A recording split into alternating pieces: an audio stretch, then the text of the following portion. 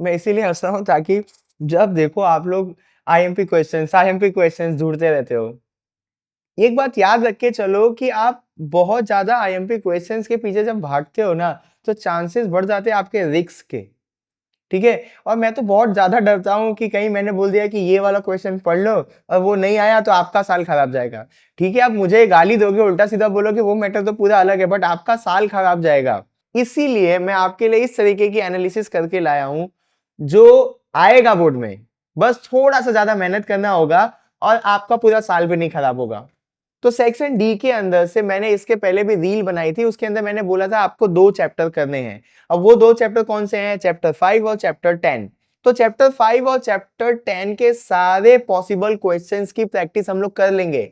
आपको एक दिक्कत ये आएगी कि आपको इसके अंदर कैसे लिखना है, वो भी मैं बताऊंगा। तो सेक्शन डी के अंदर 5वें चैप्टर के अंदर पहला सवाल हम लोग देखते हैं, right about the progress made by ancient Indian mathematician. लिखना किसके बारे में है? मैथमेटिक्स के बारे में। बट क्वेश्चन किस तरीके से बोर्ड पूछेगी वो यहाँ पे लिखा हुआ है, तो ध्यान देते रहना कि बोर्ड किस तरीके से सवाल पूछती है। आगे अगर हम लोग क्वेश्चन को देखेंगे तो right in detail about the contribution of India in the field of astronomy and astrology. Simple सा एस्ट्रोलॉजी और एस्ट्रोनॉमी के बारे में पूछा हुआ है। इसका मिक्स आंसर भी मैंने आपको बना के दिया हुआ है। आगे का जो क्वेश्चन है, chemistry is an experimental science explain. Simple सा सवाल है कि केमिस्ट्री एक एक्सपेरिमेंटल साइंस है, उसके बारे में बताना है। आगे जो चौथा सवाल है, explain the importance of ancient India in the field of medicine and surgery. Medicine and surgery के बारे में बताना है। आगे वाला सवाल, since ancient time India has been known for many epoch making mathematical discoveries. ये सवाल रिपीट हो गया, यहाँ पे भी मैथ आ गया और यहाँ पे भी मैथ आ गया। 3 साल के पेपर में मैथ के क्वेश्चंस ज्यादा रिपीट हुए हैं, इसीलिए यहाँ पे दिया है ये। आगे अगर हम लोग देखेंगे तो there is an immense contribution of ancient India in the field of Vastushastra, discuss this statement. Simple सा आप बुक में समझते हैं कि वास्तुशास्त्र के बारे में पूछ लेगा, बट देखो इस तरीके से बोर्ड आपको इतना बड़ा क्वेश्चन कर देगी, तो ये सारी चीजों के ऊपर फोकस करना है। आगे अगर हम लोग देखेंगे तो explain the progress of metallurgy in ancient India. इसमें मेटल के बारे में आपको लिखना है। अब आपके दिमाग में एक दिक्कत ये आती है कि भैया हमको इतने बड़े आंसर याद नहीं होते हैं। मैं आपके लिए उसका सॉल्यूशन निकाल देता हूं। तो यहाँ पे मैंने कुछ लाइंस को लिखा हुआ है, ancient India made great progress in science, medicine, math, astronomy and architecture. ये आपकी स्टार्टिंग लाइन है। यहाँ पे देखो मैंने कोट करके रखा हुआ है स्टार्टिंग लाइन। आपको भी जब 5वें चैप्टर से क्वेश्चन आएगा तो इसी तरीके से लिखना है। यहाँ पे मैंने स्टार्टिंग लिखा है, बट आप लिख दोगे सिंपल सा आपके एग्जाम के अंदर इंट्रोडक्शन। तो इंट्रोडक्शन के अंदर आप ये पहला लाइन, दूसरा लाइन क्या है, scholar like Aryabhatta, Chanakya, Sushruta and Nagarjuna made many discoveries for the world. ये दूसरी लाइन हो गई। तीसरा, India develop zero Ayurveda, Vastushastra and metallurgy long before modern time. ये 3 बहुत इजी लाइन है। पूरे चैप्टर को एनालाइज करके मैंने ये लाइन बनाई हुई है। अगर आप लोगों को ये डर लग रहा है कि किस चैप्टर से क्या सवाल आ सकता है और हमको एक सेफ तरीके से ऐसा कुछ बता दो जिससे हम लोग फेल ना हो, तो मैंने एक वीडियो बना के रखी है जिसके अंदर मैंने पूरे 23 चैप्टर के सेफ लाइंस बना के दी हुई है।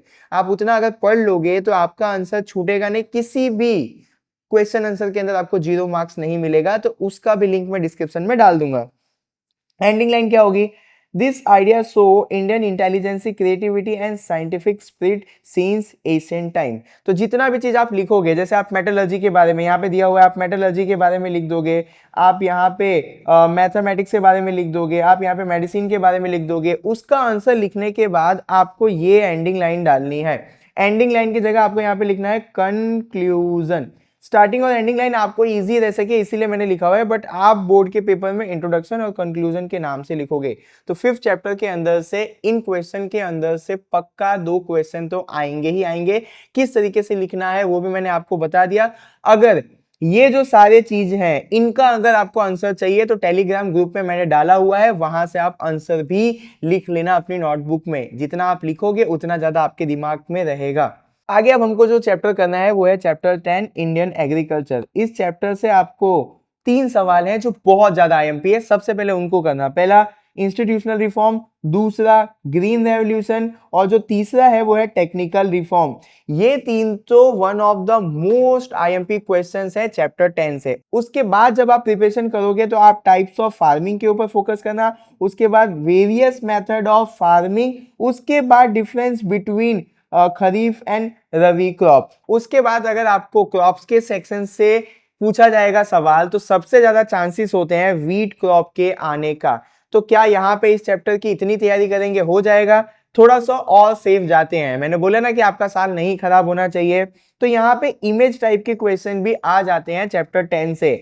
तो इमेज टाइप के कौन कौन से क्वेश्चंस आने के ज्यादा चांसेस हैं? एक ग्राउंड नट वाला, एक पैडी वाला और एक टी एंड कॉफी वाला।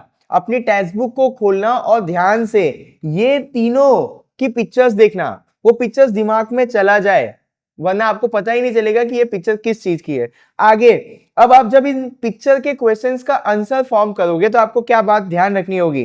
तो आंसर के अंदर सबसे पहले आप लिखोगे कि किन किन स्टेट्स के अंदर ये मिलते हैं। सपोज करो ग्राउंड नट, तो ग्राउंड नट किस स्टेट में मिलता है? तो गुजरात के अंदर। उसके बाद ग्राउंड नट को उगाने के लिए कितना रेनफॉल चाहिए, कितना टेम्परेचर चाहिए और कौन कौन सी फेवरेबल कंडीशंस होती है ग्राउंड नट, पैडी या टी एंड कॉफी को उगाने के लिए। तो इस तरीके से इनका आप आंसर फ्रेमिंग करना, तो बोर्ड में आपको पूरे मार्क्स मिलेंगे। अब मैं आपको चैप्टर 10 के इंट्रोडक्शन और कंक्लूजन लाइन दे देता हूं। तो यहाँ पे मैंने काफी सिंपल सा समरी बनाया हुआ है।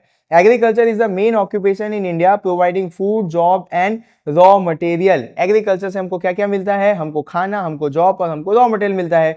Modern method and green revolution increase crop production. हमारे देश में बहुत ज्यादा क्रॉप का प्रोडक्शन होने लगा, किसकी वजह से? Modern method and green revolution की वजह से। आगे अगर हम लोग कंक्लूजन में लिखने जाए तो क्या लिखा है मैंने? इंट्रोडक्शन है, उसके बीच में आंसर होना चाहिए। और वो आंसर कहां मिलेगा? नीचे जाओ, जो जो क्वेश्चन दिया है उसका क्वेश्चन का आंसर टेलीग्राम ग्रुप में मिल जाएगा। अब कंक्लूजन में क्या लिखेंगे? लास्ट में we must use scientific eco friendly farming practice to grow more and conserve soil. हम लोग इको फ्रेंडली फार्मिंग करते हैं जिसकी वजह से ज्यादा उगता है और सॉइल की भी कंडीशन मेंटेन रहती है। तो सेक्शन डी के अंदर ये दोनों चैप्टर करके जाओ। जितना मैंने बोला है उसको एकदम अच्छे से करना। आप लोगों को दो दो सवाल अटेम्प्ट करने हैं, आपके पूरे मार्क्स आ जाएंगे।